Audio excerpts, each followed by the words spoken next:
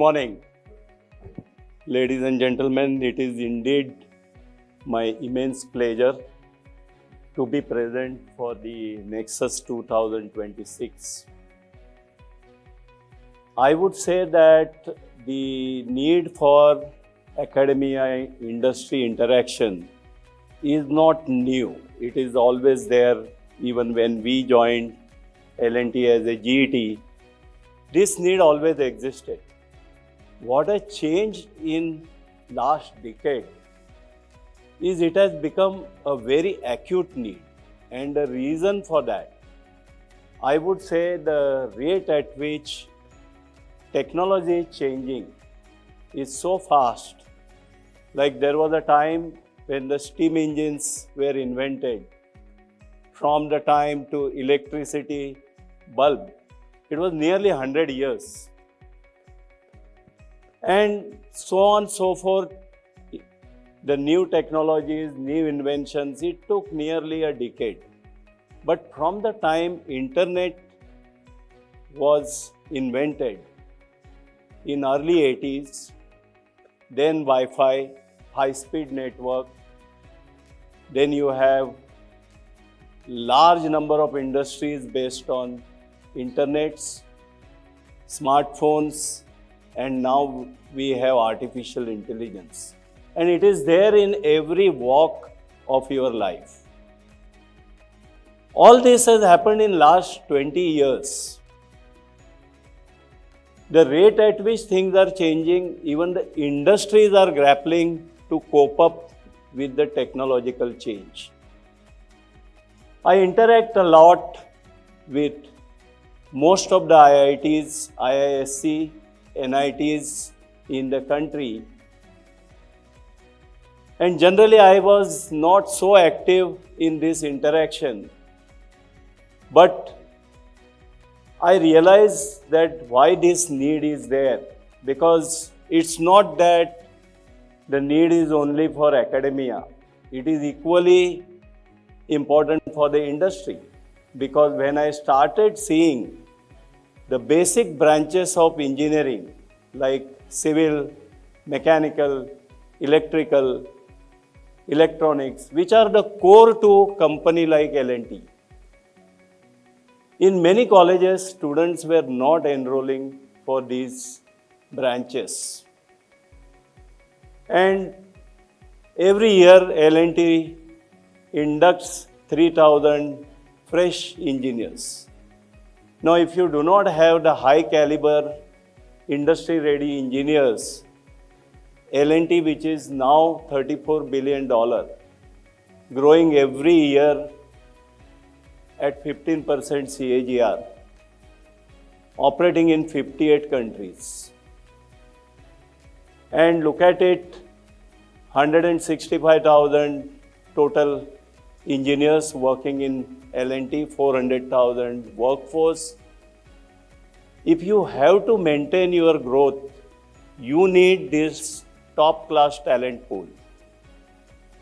Without that, you are not going to sustain this growth. In fact, our founder, Mr. Henning Hoek Larsen, very rightly he said, almost 60, 70 years ago, he said, you can have factories, you can have plant, you can have machines, but without people, it means nothing. And that's the focus which is there in L&T. Now, when it comes to academia, I was surprised some of the premium IIT institutes in the country wanted me to interact with the student.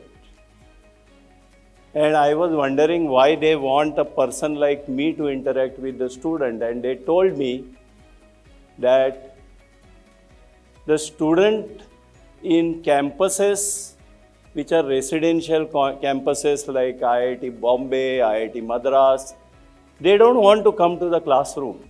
They want to join online. So I was surprised because the whole purpose of residential complexes is to have the interaction between the faculty and the students. Later on, I realized actually whatever professor is going to teach in the class is easily accessible to the students through AI. So they are saying, why should I come to the class? Unless it is something different, something which is practical, interesting. And that is the gap which I realize. And I found students taking a lot of interest if you challenge their assumptions, if you bring the practical insights. Now, when I was talking to professors, why are they not changing the method of teaching? The problem of professors was, how do they know what is the latest? Where is the access for them to know what are the use cases? And actually, I realized that's a genuine problem, because if you really see in the industry also, we ourselves find it difficult to keep pace with the everyday changes which are happening in the industry.